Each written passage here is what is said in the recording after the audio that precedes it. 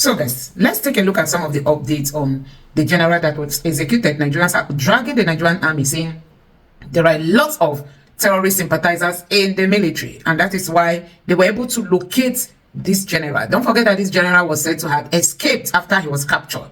But guess what? They retraced where he was, possibly where he was hiding. Now, Nigerians are saying possible intel was given to Boko Haram members by an insider, meaning those that we've been told have been repentant Boko Haram that were reintegrated. And we've also heard that we have politicians in Nigeria, people in high position in the military who are sympathizers of Boko Haram, that they must have given intel to these Boko Haram terrorists, who were the people that finally recaptured the general and decided to execute him because they feel he proved stubborn to them to have escaped. Now, let me take you through this reaction on the social media. This person here tweeted and said, a few days ago, ISWAP, a faction of Boko Haram, attacked a Nigerian military convoy, killing 4 soldiers and capturing a Brigadier General, Brigadier Mohammed Oba. The Nigerian army denied the story, stating the general returned safe. However, the general did not return safe. He initially escaped and made some calls, but he was recaptured by the terrorists and murdered. ISWAP has now released a confirmation that they killed the general, and this is now public knowledge. He went further to write a few things that are very worrying here. Number one, the Nigerian authorities playing politics with the life of a Brigadier General of the army. The lying, denier, refuser to be honest with the public. Number two, the clear fact that there is likely to be a mole, an informant within the army that informed the terrorists of the general's location after his initial escape. This further confirms that a lot of current retired army officers have said that there are a lot of compromised soldiers within the Nigerian army that work with Boko Haram and ISWAP. In this case, a Nigerian Brigadier General has been murdered by bloodthirsty terrorists, most likely from intel received from a complicit Nigerian soldier who is an undercover agent for the terrorists. So, and he went further to say that this is the highest ranking Nigerian army official ever kidnapped and slaughtered by the Islamic terrorists. This is really appalling. This is sad, and this is a huge disgrace to the whole country. May the souls of the 4 soldiers and General Oba rest in peace. The Nigerian media will not report this because the Nigerian government has completely gagged and silenced them. These are some of the reactions from Nigerians. Anyway, I'm just going to allow you to take a look at this video. Let me know your thoughts in the comment section below. Please don't forget to subscribe and turn on the bell notification. Now take it. With officials of Kebbi State government confirming a terrorist attack on Maga Comprehensive Girls Secondary School, where an unspecified number of female students have been abducted. So the chief press secretary to Kebbi State Governor Ahmed Idris confirmed the attack, while also saying that the details are still somewhat ambiguous as of now. But here's what we know. The state deputy governor, Umar Tafida, has led a team of government officials to the scene of the crime, while sources report that a staff of the school was killed and some even sustained different injuries as the terrorists got into the school and shot sporadically. So we'll definitely follow that story, as we progress throughout the day. But as we talk about insecurity, we start what's trending today with the head of the Catholic Church and sovereign of the Vatican, Pope Leo XIV, publicly naming Nigeria as a country where Christians face frequent attacks. The Pope made these comments on his X profile, but he also addressed a crowd after the Angelus prayer yesterday overlooking St. Peter's Square. And that's where the Pope used his platform to voice his concern with Nigeria. So these comments come amid what's really become international scrutiny of Nigeria after US President Donald Trump designated Nigeria as a country of particular concern over an alleged Christian genocide. He also threatened military intervention, as we know, but let's see what the Pope had to say. Anche oggi in diverse parti del mondo i cristiani subiscono discriminazioni e persecuzioni. Penso in particolare a Bangladesh, Nigeria, Mozambico, Sudan e altri paesi, dai quali giungono spesso notizie di attacchi a comunità e luoghi di culto. So those comments from the Pope came as President Bola Ahmed Tinubu this weekend sent a peace emissary, Dr. Abiodun Esiya, to Plateau State to, in the administration's words, bring a sense of calm and push for intercommunal harmony. The announcement came on a post on X from the special advisor to the President on Information, Bayo Onanuga, on Sunday, where he stated in part that Esiya met with Christian clerics and Fulani Miyetti Allah community leaders. Delegates, traditional rulers, and more, all of them gathered to discuss ways to strengthen peace and promote the coexistence of diverse communities. She also paid a courtesy visit to Reverend Ezekiel Dachomo. This is someone who's been really outspoken about the killings in Plateau and other parts of the North Central. The pastor has repeatedly said that Christians are being terrorized and persecuted in northern Nigeria, and videos of Dachomo, like this latest one that you're seeing on your screens, or at burial sites of mass graves, have all gone viral on social media. So all of this is happening as different members of the Nigerian government, to this day, they're still repeatedly denying these U.S. allegations of a Christian genocide. But the U.S. House of Representatives is getting ready to hold open public hearings on President Trump's designation of Nigeria as a particular concern starting this Thursday. So, you know, this story has somewhat taken on a new layer given the fact that we're hearing from the Pope on this as well. And Rufai, since you're sitting next to me, I'll start with you. If we take all of these stories along with that breaking news of, you know, these female students getting kidnapped, how should we be thinking about the Pope and just insecurity in Nigeria overall?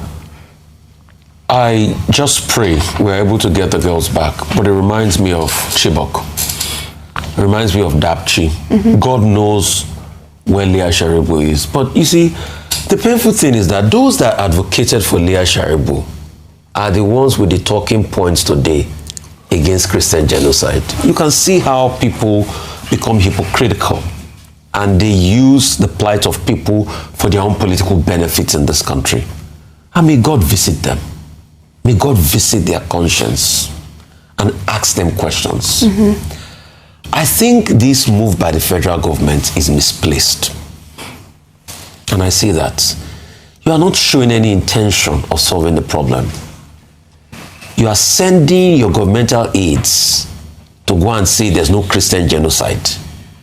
And at the same time, you send somebody to Plateau to talk to Dachomo.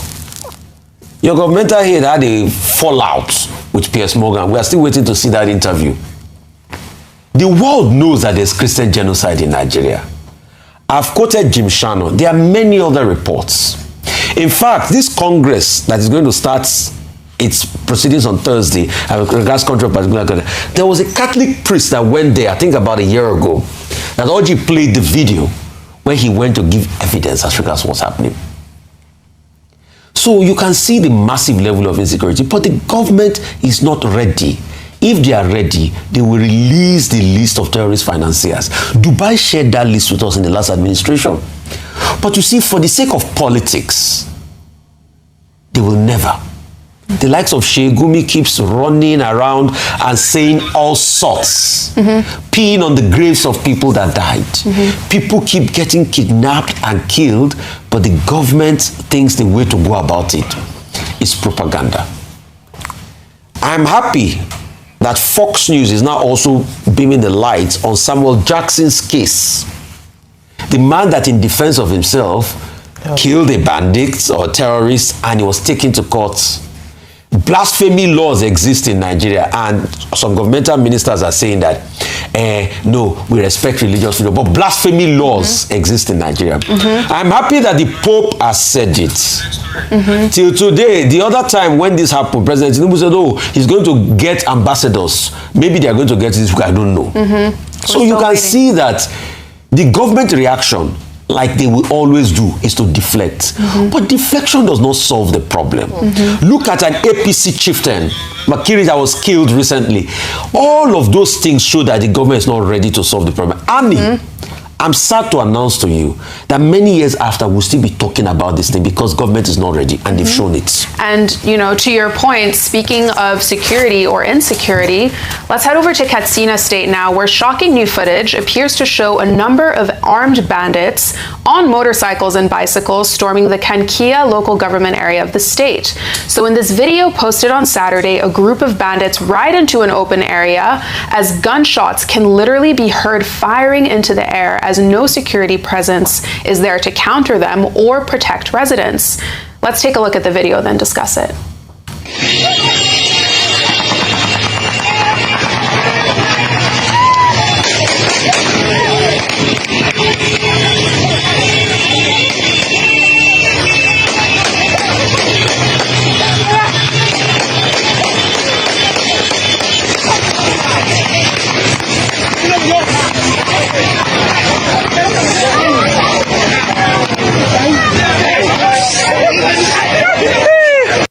So we're seeing that video as new photos were also released on social media as evidence of a peace deal struck between bandit groups and community stakeholders in that local government area, as well as 2 others. So in photos shared on Saturday on Dan Katsina's X page, his caption states that negotiations ended with a mutual commitment to stopping the attacks in the affected areas, which have brought some sense of hope for a more stable security environment, allegedly. But this peace deal has raised questions about what that peace deal might look like in neighboring local government areas, especially in Kanu State. Interestingly, it's often believed that the de-escalation of violence in one area can have a ripple effect, pushing the violence instead onto another area in close proximity. And I'll come to you on this. I mean, that video, it's just the brazenness of the attack, how just, you know, they're completely out in the open and no one's around to stop it. So the stories they've taken this morning show clearly that we have a deep insecurity problem in Nigeria, and it's an inherited problem. It didn't start with this administration. The only challenge is that previous administrations have not been able to deal with it. Going back to the last story around how we even negotiate with bandits, that has been criticized heavily by, you know, in different quarters. If you're talking about, you say, well, we negotiated with, or we gave amnesty to people like Niger Delta militants and all that. These people had an ideology. There was a cause for their violence. What is the ideology of the bandits? That they are criminals? Very soon we'll be negotiating with kidnappers and thieves. We'll be asking them to come to a round table to let us talk as to how we can appease them so that they don't steal our look at the brazenness of their attack, and the fact that they have no respect for security operatives. So it's either one, the security operatives at this point can be accused of being in collusion with them, whereby they are aware or they are compromised, because there's no way that we have security apparatus in Nigeria and this brazen show in broad daylight is happening. So it's either one, we begin to interrogate whether or not the security operatives have been compromised. The second part of it is that we are just unable to, we don't have capacity for this. And that's why some Nigerians are saying, let the US come. Because if we've not been able to deal with this problem for so long, then maybe we need external help from people who have capacity to help us. But at the crux of it is the fact that we need to deal with this incessant insecurity that's plaguing across all Nigeria. And I want to speak about the Kebbi girls. It is sad that despite all the campaigns that have happened, you know, we've talked about other kidnappings that have happened in the past, and now when we're really talking insecurities on the front burner, it's almost a slap on the face of the government to see in the Northwest another case of kidnapping in a school. We've had the Safe School Initiative. What happened to that? We've had interventions following kidnappings. What happened to that? It means that the government is admitting through this incident that they are unable to tackle the situation. And that's one of the primary responsibilities of government, to ensure security of lives and property. Finally, on Christian genocide, I'll just say this one point, that with Dr. Esiet going to Plateau State, I said it was a good move because we need to deal with this kinetically and non-kinetically, but it's also an admission that the government was too hasty in responding to the claims of Christian genocide without even an investigation first to speak to community leaders. So their reaction, first of all, knee-jerk was deny, say it's okay, then go back to say, okay, come together, let us talk to you and ask. Should that not have been done first before they went on to deny that it was happening in the first place? So guys, a whole lot of reactions. Nigerians have been reacting that possibly is an insider who is a sympathizer of these bad guys that must have given the message to his terrorist friends on the whereabouts of the general, while the general was in conversation with the military, telling them where he was and his effort to regain his location and all that. Guess what? ISWAP recaptured him, and possibly out of annoyance, they bite him because they might be thinking he proved stubborn. Why did he escape after being captured? So immediately they recaptured him. They had to execute him so that they will prevent him from escaping again. Now let's see how some Nigerians are reacting to this. This person says, first, Mole give intel on the convoy of the general. Hence, they ambush and attack. He escaped and made some calls for his possible location. Mole alerted colleague on location of general.